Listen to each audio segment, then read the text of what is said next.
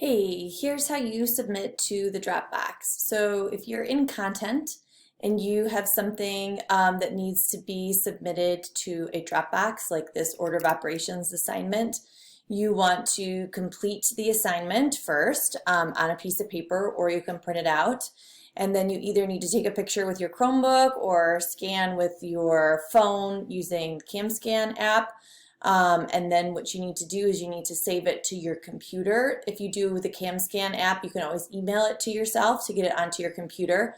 And once you're done with that, you need to go to upload, and then upload will bring up stuff that's on your drive, and you have to, maybe it's on a download because you just gave it to yourself, or recent, or it went to the desktop.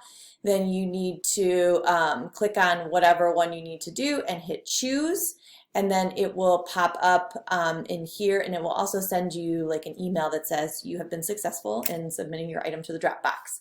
So please make sure that you kind of look at those directions and submit your items to the Dropbox as needed.